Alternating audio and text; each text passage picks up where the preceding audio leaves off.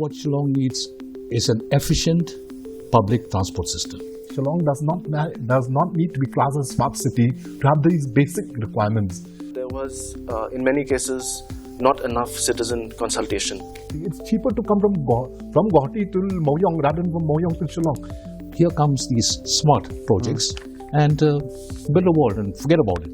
If you don't involve local headmen, community leaders, if they themselves don't have the information of what projects are supposed to do, then that would be a very important first starting point. I mean, it should start right when the project is announced or even envisioned. You have to bring on board local experts as well. Everyone talks about that there is no parking space in PB. Now we have the mammoth construction over there. Will it ease the parking in PB or will it aggravate the already existing problem? Shillong is unlivable as a city right now.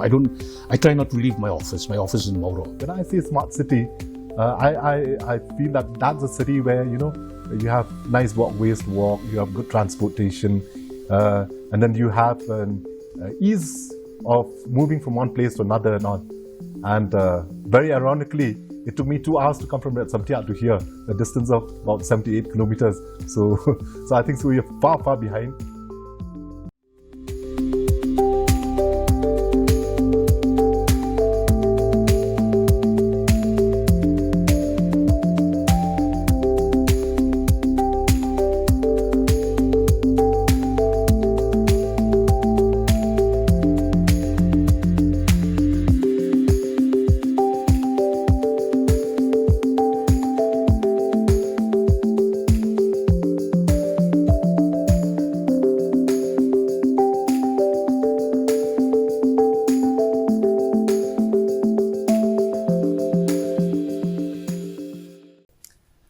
The Smart Cities mission, launched by Prime Minister Narendra Modi on the 25th of June 2015, seeks to improve the quality of life in 100 cities and towns of India.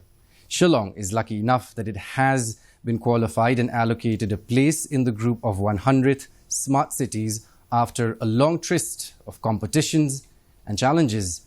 Now, the vision for the city is to transform Shillong into a cultural and economic hub in Meghalaya with a focus on tourism and culture, and to make it a livable, clean, green, inclusive, modern, safe, citizen-friendly and well-governed city. However, the incomplete execution of several projects has raised concerns regarding the effectiveness of the Smart City initiative in Shillong, highlighting issues related to project management and accountability in infrastructure development. And the state government has been facing criticism for the slow and poor implementation of smart city projects in Shillong. So what's the reason behind Shillong's dismal performance? And how do we make implementing smart city projects easier here in town? Well, let's find out. I'm Aaron Lingdo. Welcome to a brand new edition of Straight Talk. And before we move further, allow me to introduce to you my guests this episode. We have Ba Iban Maukro. He's the senior architect and the president of Meghalaya Architects Forum. I'm also joined by Rahul Saikia, an independent researcher. I also have Ba M. Kharkrang, who's the chief spokesperson, State BJP. Well, let me put this into perspective and on record that we did invite and we reached out to representatives from the government, but due to unavoidable circumstances, they aren't able to be part of this conversation. It's a little bit unfortunate, but the show must go on. So my first question is to Rahul. Help us understand what Smart City project, mission is, and some of the features. And what does smartness mean in context of a smart city? Right. So, right at the outset, I think it's very important to understand the genesis of the Smart City mission in India. We can go back to 2014 when a proposal was put forward by those in power now, saying that they wanted to create 100 new smart cities. Now, very quickly, they realized that they would have to come down to a more realistic target. And so instead of 100 new smart cities, they decided that they would rather upgrade existing cities with smart infrastructure. So when they said smart infrastructure, the smart city mission guidelines, they highlight how this would have two components. One would be your smart solutions in terms of Wi-Fi, smart meters, digital platforms, e-governance, and the other would continue to be core infrastructure, which would be roads, water supply, electricity, basically the bread and butter of every city, the stuff that makes cities work. And so here it's important to recognize that the government and the ministry did put in some thought into the idea of what a smart city would be in the Indian context. And so in the smart city mission guidelines, you see very clearly that an attempt is made. They say that we cannot have a single definition for a smart city in India. Every city will have different capabilities, requirements, and resources. So cities were encouraged to come up with their own plans on the basis of their own capabilities and what would be relevant to their situation. Mm-hmm. So that was the crux of the mission, as it were. And 100 cities were encouraged to apply. There were 2 rounds of applications through these proposals. They had to put forth a list of projects which would be relevant to their cities. Right? So there is no one definition to the word smartness at all? No, not at all. Okay. This is something that is clearly in the very first and second pages of the Smart City Mission Guidelines. It's spelled out there. Right? This is also, it illustrates how you cannot, on the one hand, have a one-size-fits-all formula for a country as vast and as diverse as India. At the same time, it also illustrates certain restrictions in terms of, we are still in certain senses a developing country. And a lot of our cities lack basic infrastructure. Right. So for those cities to aspire to the kind of high-tech interventions that some city abroad might have would not be realistic. So that provision was made for cities to come up with realistic plans. Mm-hmm.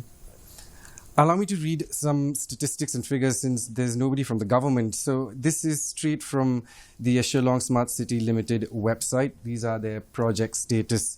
The construction of the commercial complex at Polo has been completed. That's one. We have the Integrated Command and Control Center, ICCC. Physical progress as of the end of December 2024, 100%. So they've both completed as of now.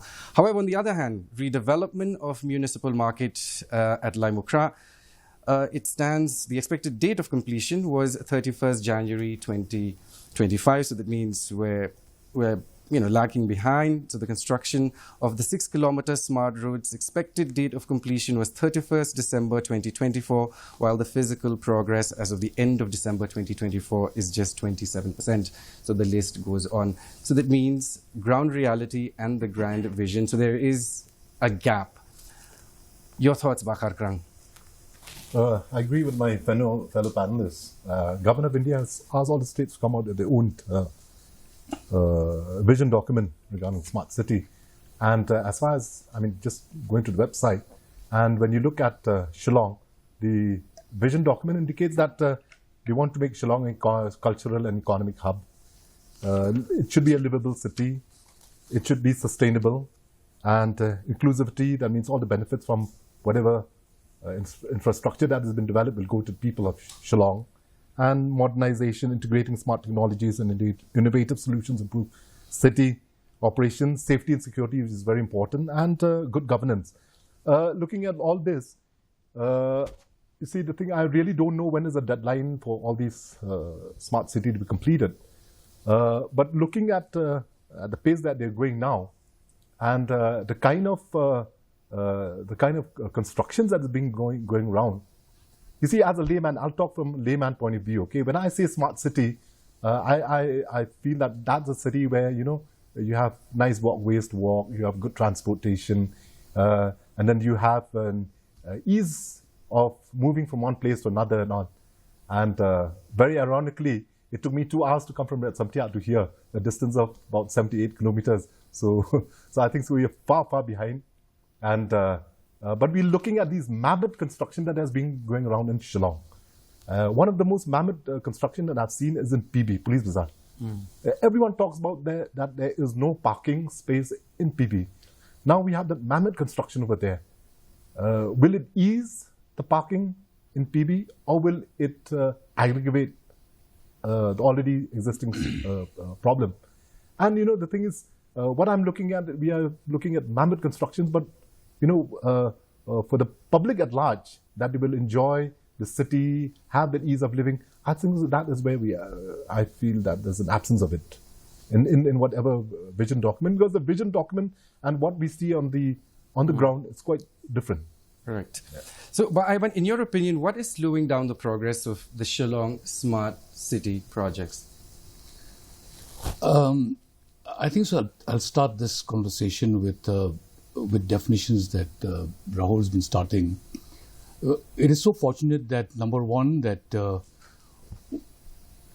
state was able to define what sort of a smartness they want. Correct. Which is good, because every city is unique in its own way. Two is the type of proposals. I've been reading the proposals of which the state government has been given to the center. The type of proposals that they submitted. One, coming back to the definition, first of all, it's a hilly state. We have already till 2014, people have known that parking and public transport is a big issue in the city. So I would have expected that these proposals would address those main issues first, But unfortunately, if you look at the list of stuff that's been going on, the projects that Smart City is doing, I think so 3 of them are parking. To me, parking doesn't solve public transport. In fact, you're making more closets for your children to buy clothes. What I would have done is, I think so the priority that Shillong, I agree with Bakhartang, it's unlivable. Shillong is unlivable as a city right now. I try not to leave my office. My office in Mauro. Why have a blood pressure unnecessarily for? I think so what Shillong needs is an efficient public transport system. That should have been the priority. Considering the fact that it's a hill state, the city is in a hilly terrain, the fact that we have narrow roads. Right. So I think so public transport system, an efficient public transport system would have been one of the top priorities of the Smart City project, rather than increasing more parking space. And the other projects, which I've been reading, is commercial hubs. Like the one that Khatrang was saying in PB. Why are we adding more congestion? Why are we adding more density to Police Bazaar? By having more facilities. That should have been just open ground, or maybe just public parking for taxis maybe. Cultural hub. And coming back to what the definition of what Rahul was saying, what green city, Shillong becoming a green city. Look at the projects that we're doing now. We're trying to we are closing more of our public spaces than increasing them. Coming to your question about how efficient and one of the roads is closed. I think so. One of the projects has been dumped. The others are ongoing, and I know for sure that Limkra project, which our office has been doing, that with the limited constraints of the site, at least 50 to 60% of the work is on. It's a very tight site. I know how the contractor works. Right. So I think so that part is moving well, and I haven't seen the others, the parking lots. But I would like to talk more about, do we really need these projects or not? Are these projects important? These so-called smart city projects, are they really making this place more livable or not? I think so that's what we should be talking about rather than... See, what I want to talk here is that I see there is this mismatch, this disconnect in the first place, because we don't have the basics lever cross tech for now, right? So in my opinion, I feel that the entire mission was just planned without keeping the Northeast and Shillong in particular in mind. Rahul? There are 2 aspects to this. Like I said initially, one of the strong points in the mission guidelines was that it gave cities and states that freedom to define what they would want their smart cities to be. Right. Now, that being said, one criticism that can be put forth is that this label of the smart cities, smart, it created, might have led to unrealistic expectations. You could have called it a basic package for cities. Right? So that might have overwhelmed a lot of people within government, a lot of people outside, into aspiring, for the kind of stereotypical images that we have of smart cities in terms of high-tech interventions. Right? So, in some cases, in certain cities where you mentioned the term mismatch, you could see that. You could see that the city would perhaps require something else, whereas their mission documents would aspire towards something else. And herein lies what has been identified by several research organizations. They say that there was, in many cases, not enough citizen consultation, right? Because to really know what a particular city needs, you have to go down and ask, the residents what they want. And so that is one of the shortcomings. Whereas in the application that they'd given, the proposal they'd given to the government, they said that almost 35% of, we have consulted 35% of the citizens, when I don't remember anyone consulting us, about what should be done. So I at least call us professionals at least to, on board. We'll talk about consultations in a bit. It's also the 100th, by the way, Shillong is the 100th city, so we're almost like the shutter's almost down and just like, please let us in types. We'll talk about consultations in a bit because I literally stepped out of office and did a ground report. We'll come to that. But I want to ask Bak Harkrang one question. That means Prime Minister Narendra Modi launched the mission in 2015. So it is a BJP idea in the first place. And the NPP here is still part of the NDA government, which is led by the BJP at the centre. So where does the buck stops? I should say the buck stops with the state government only. Why do you say that? Now, central government has given the option to you. You spell out what are your requirements. See, it is not that from Delhi they said these are the things that you have to do, whether you like it or not, or whether you require it or not, but these are things you have to do. No. Like my fellow panelists had said, it is a fact also, central government has given the option to the state government. You spell out how do you want to transform your city into a smart city.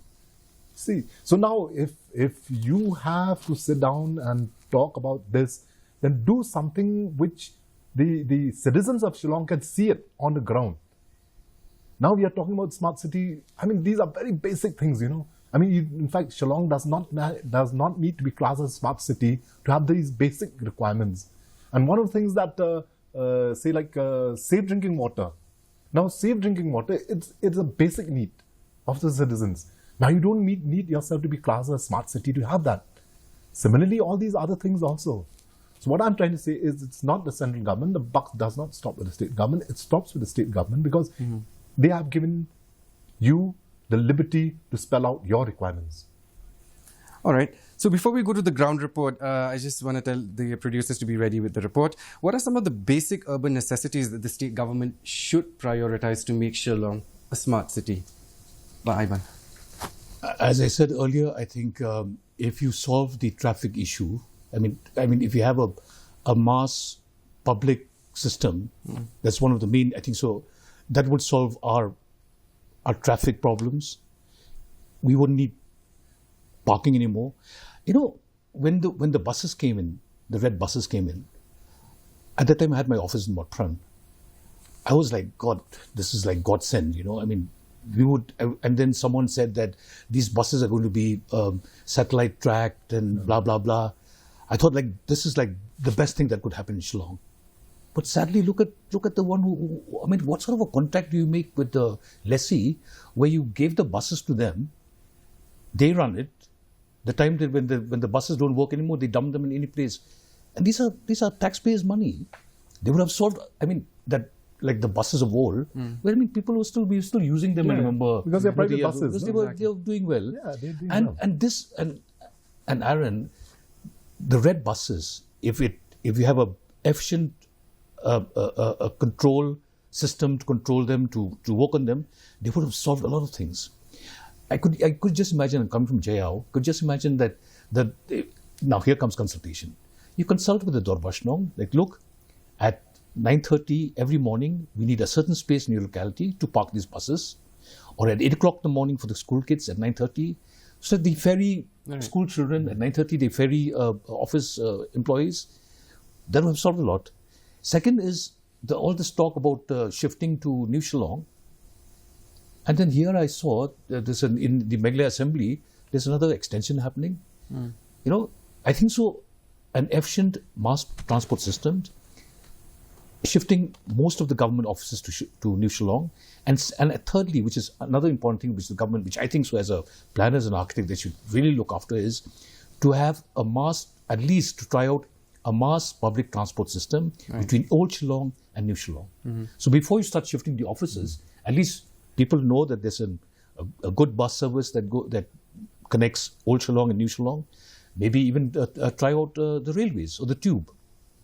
Okay. So this would, I think so. That's for me. That's the priorities. I think for me, traffic is really a priority here. And of course, we can talk about green lungs and green cities. And green We'll come to that spaces. in a bit. Aaron, can I just add something? Yes. On this, a class example is our ISBT. It was inaugurated with big fanfare. Okay, buses start coming there. But what about the last mile? Government. You don't need to be a scientist to think about that. Any lay person can think. Now, what about Maoyong to Shillong? Now, have you made arrangements for that? And these people, the travelers, are left at the mercy of those, taxi drivers or whoever are there, and they squeeze them like anything. It's cheaper to come from Guwahati to Maoyong rather than from Maoyong to Shillong. It's ridiculous. It's ridiculous. You see, the thing is, now we have any planning, it has to be to last mile.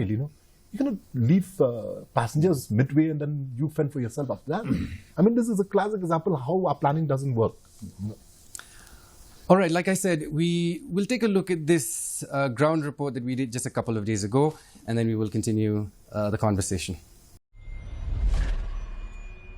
Ba Andrew ni kong bataya nga kajayu ni ngalai I mat lajong tamang akwa banyo asngaw na pi kajayu hangni kani de yung jopi nga sotho batay kinong pai gajungi kumba ngari trayim ba sahni kani bala jularu daka ba hajingja kani ba mensi si sajan ba flat hani ka kani ka nglum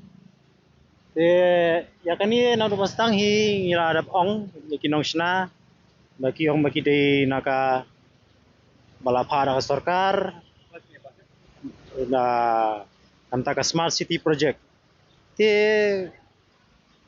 ka kadai namta banle ka babha jing jonga jing skothu jonga ma kani bar kala da khongpong kwat ni kala thau man ka jingma yangi basa harut te kumba kala jam to sin hang ba slap malumalaru kala slay ko nagi jobo sudahi gilarung sayeng marki basa ni jan boro kilangan hakata ka jinjar boro adu ba kila haban mino hi ngami ar kendar kidan hani yeng balasa ki bala sakta te nadu bajam to sin te kinta baprisa kila hab ya kriana shawai ki yeng baitu ithau ki khamyo shur sa hani mar bomlong shur bun kitiar kita ru kila julor lur kila padunong hi lagi bun lase nang batai syura te bapli kila mino nang ni hi bat kila ali na siyang bahiyang hi bahajan lali sa no stu te kerpari ka sarkar ba kan ban sngolem ban pe ba kani kalakta sibun kala ja arsi ne kani snam hau ar puar bar mentau snam Banik, you highlighted the plight of the poor gentleman. Tell us, when you saw it yourself, did you see it yourself that particular day? Yeah, absolutely. Tell us what exactly transpired. See, now this is the onslaught of the monsoon, and just a thunder shower. Of course, that was already highlighted by it was already projected by the IMD that we're gonna have thunder showers and stuff like that. But that was already a sign of what's the worst case scenario that we can actually are in the offing in the days to come. And hence on that very day when that happened, this gentleman Bathapa, he called me, he said, "Ba, it's chaos, please come and have a look at it," because we live around this place. And when I came, it was chaos. And hence I could shoot whatever little I could to see the destruction that has happened. And the amount of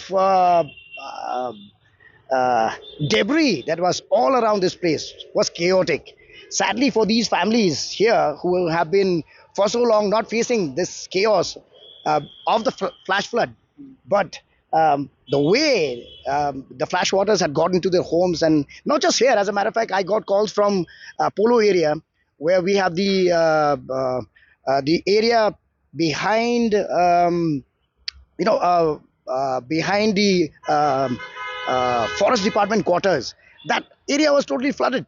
I got calls from Umsasun, where the same treatment plant has been made there, and that place was chaos. I mean, water was oozing out and overflowing all around, getting into the dwellings of the people and things like that. The same thing. I also received messages from people from the area around behind the Polo Towers. That whole nala that is there. So, well, as you can see for yourself, what has actually gone totally wrong with the whole idea behind this whole water treatment plant here. So it has to boil down to, first, who had planned this blueprint? What was the idea behind it? Was it the locals who actually understand the terrain? Or was it that some company from somewhere was brought from Haryana and then made to say that, bhai, chalo, let's start a treatment plant around here in a downstream? This could have been planned in a far more pragmatic manner by looking at the stretches. So the water treatment plant went wrong, as you saw it. So the gentleman staying just close to the entire project that happened, and that was not the first time. That was the second time. Let me remind you. So that means his tenants had to vacate the entire place just because it was unlivable. Bakharkrang, let me get your first reaction. That's what I'm saying. I mean, sometimes we really don't understand these constructions that are going on around the place. And at the end of the day, we find that they're not workable. It's draining of what the limited, public money that we have. And, we are doing injustice to the citizens because, thing is, we are made to believe that once this construction is completed, and then, a lot of changes will be seen around not. And ultimately, some of them get dumped off midway. And even if completed also, there's hardly any difference. In fact, what the gentleman said just now, it indicates as if things are getting worse. So that is where the discussion or the talks with the stakeholders probably has not been done in the first place. Mm-hmm. And we have seen this construction going around in Waamkra, all along Waingdor. I've seen in Jaya also. And because I'm also headman of Red Samthia, so time and again we have been called for meeting by state government and all. And a lot of headman used to raise this question: how does this function? This treatment plant, how does it function? No one is able to tell us exactly how. We just see on monstrous, construction on the banks of the river, but no one is able to tell us how it's supposed to work. So these are the things, and we have very limited financial resources and all. And if we don't put, our limited financial resources to the best use, then I think so it's injustice to the citizens of Shillong. Exactly. So, when we talk about Ba'aiban, the cost of losses from all these implementation of all these smart city projects would affect not only the citizens, individuals, but it would also touch the environment and its surroundings as well. Would you agree with me? Yes. You see when I was looking at the video just now, whoever designed it, whoever came about with that, it looks to me as if it is taken it's like a done deal that the Waamkra is a sewer. I mean, the word river is no longer in the vocabulary of the parser, whoever designed it. It's a sewer. So we have to treat the sewer. That's the attitude of how they designed it. I'm sure that I'm sure that concrete tank that looks like a tank will be there forever. Will be seen. It's not blending with a river anymore. It's like it looks like it's in the middle of any sewage drain. Two, when I look at one of the projects, or rather two of the projects of the smart city, just compounded by what I'm saying about the attitude towards Waamkra. If you look at Polo Bazaar, if you look at the back of those two buildings that abuts the Waamkra, there is no respect for Waamkra anymore. What they have done is they have built a wall between the property of the smart project thing and the river. It's like, let's close our eyes to this drain, This drain, which is part of our folklore, which is part of our stories, is forget it. It's not a river anymore. Okay, let's call it Waamkra drain. forget writing. I wonder, in fact, in their drawings whether they write Wa Umkhra or Wa Umkhra Drain. You know? So that is the attitude of again coming to another different topic again of these so-called consultants from outside, where they don't care. It's like another project. So that you should go there and have a look at the two buildings when they abut the Wa Umkhra. It's like how we treat a drain. You know, let's just build a wall. There's no respect. There is no, that's as architects coming from the architectural field, as that response to the river, like we say. Right. Like cities all over the world, whenever they build anything near rivers, they respond to the river. The river is part of the fabric of the town, and especially Wa Umkhra with all its folklores, the songs that we sing, Sosotham writing poems about it. It's like here comes these smart projects and build a wall and forget about it, like what they did. Treat it as a sewer. Right. So these are things which I mean, when it comes to environment and the image of the city, this is what saddens me. I'll just add to what Ivan had said. Just yesterday I was just browsing to the YouTube and just checked up in South Korea. Yeah, see that river. Yeah, there was a river, and some planners have made a road on top of it, and subsequently it's a famous river. Yeah. And then they broke the whole concrete, and it's almost 5 kilometers. They broke it, and they made the river again. Yeah. Because they said it's part of this city for thousands of years. So why are we destroying it? True. So, you know what? The Assam Chief Minister, Dr. Himanta Biswa Sharma, has given a new deadline to make Guwahati smart, that is in 2030. Rahul, does Shillong have a new deadline or a deadline in the first place? From my reading of the documents, initially this was supposed to be a 5-year mission. Towards the end of it, you had COVID. Right. So around that time, you started getting extensions, and those have been followed up by further extensions. So until and unless the projects are completed, this is what it seems like, you will keep getting these extensions. Right? So that's one aspect of the mission. The other thing that is of importance here is we as stakeholders, as citizens, have to also look beyond completion, right? Because in a lot of cities, projects are seen as being completed, but thereafter there are issues with functionality. Okay. So this is why it's very, very important, again, to involve the community.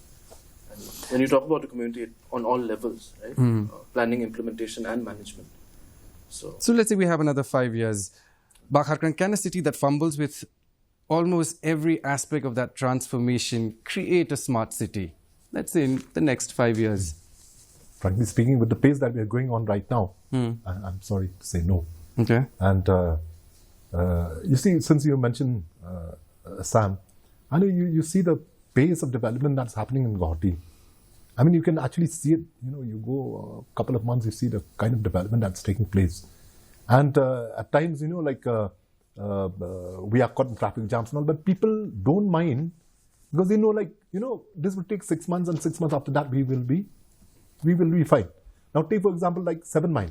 Now there's a lot of traffic jam over there, okay? But people know that once this is done, that means it'll ease our movement.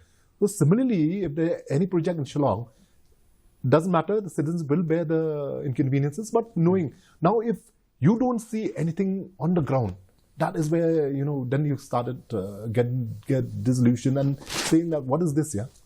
Now, right now in Shillong, we don't see anything that we are moving towards that smart city that we are talking about. So 5 years, unless of course, if you're talking about this Polo building completed, Police Bazaar building completed, and then Lamukra completed, then we are smart. Then of course, if that's your definition of smart city, then probably yes. 5 years we should be able to complete. Well, that brings me to my next question then. So how do we make implementing all of these smart city projects easier? By Ivan. It's up to them how to they would be the right person to ask. I mean, how would they? Correct. I never got your question. I mean, how do they get implemented? How will we make all these implementation a little bit easier? Probably we see it from your perspective as an architect who's been doing your job for years, and how do we make it easier? I And we want to pitch in? Me, I think so. If you take my take, is that if government has put a deadline to it, then they have to go hammer and tongs against that contractor, whoever's taken up the project, and you have to be completed, and regular review has to be there, and there has to be. It's not that someone cannot complete and give some lame excuse and all that can be tolerated. The thing, and start having penalty clauses against these people also. That is how Then the person who takes up the job also, he knows that government means business, and you cannot just say deadline is 1 year from now. Then after 1 year I'll ask extension. I get it. That's not the way things. If you want to see the city develop. So, Rahul, yes. So, if you're asking in terms of how this process might be made somewhat more convenient and relevant for citizens, then you have to involve communities right from the planning stages. Correct. So, as the esteemed panelists have both pointed out, that with regard to some wastewater projects, for instance, if you don't involve local headmen, community leaders, if they themselves don't have the information of what projects are supposed to do, then that would be a very important first starting point. I mean, it should start right when the project is announced or even envisioned. You have to bring on board local experts as well, who can then pass on, disseminate this information to communities. The government has state government has introduced a helpline, the CM Connect helpline. Maybe perhaps we could think in terms of something similar for ongoing projects. Your video showed people who are in distress because of ongoing projects, and at the pace in which we're going all over the country, you will continue to see construction and projects, and there will be inconveniences. The question is, do citizens have access to the powers that are to resolve these issues? So, this consultation is very important. In fact, yesterday Muda had invited us, because I'm also headman, so they invited all headman. They're having this detailed project regarding this transportation mobility for Shillong city, where they have done intensive research and all, and they put it up to all the stakeholders over there, and we also as headman, and they said that they'll be sending the document to us and to our email, and so that we can study and then give solutions. And and one of the things that that's why I'm saying it's very important, because they mentioned about these traffic lights. Okay, so I just told a gentleman, I said, one thing, just get back, because 10 years back, we had traffic lights over here, and they never functioned. Ultimately, after 1 month, they went kaput. So I told them, I said, please get to know why those traffic lights had failed earlier, and take corrective action in case it's one of your plans. So, and in fact, they didn't know about that we actually had traffic lights earlier. So that's why, like Ivan had said, I mean, consultation with stakeholders is very important. Right. So another thing, coming to facilities that Bakar was talking about, these traffic lights and this mobility and all that. I mean, I thought I mentioned this to a couple of officers in the urban department, that I think so. Another proposal or a project that really needs of extreme importance here in Shillong, especially the old part of Shillong, is fire hydrants. In the last couple of years, we lost 2 heritage structures in Shillong. One was the old church at Kulapati, and one was the oldest school in the Northeast, the KGP Girls High School. And the reason why these 2 buildings were the fire department couldn't put out the fire was because the fire trucks could not enter these localities, because there's a roadside parking and stuff like that. So another thing that maybe Shillong Smart Projects mission could take up is to install fire hydrants in all the localities, especially the small localities like Jaya, Waingdor, Samthia, Kolapati, even Limecraft, for example. And because these are part of, I think so, smart, being smart about it.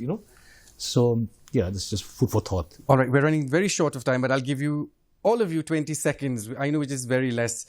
And the $1 million question is, what makes a city smart in today's age, 21st century? Let's start with Bakar Krang. 20 seconds, 20 seconds, 20 seconds.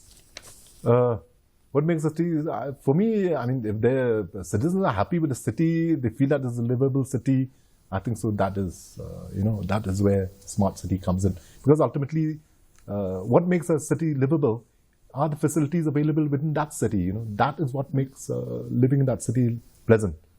But at the same time, we have been talking about the government, but at the same time also, I would like to say here is that if we want a smart city, we, the public of Shillong, also should be smart enough.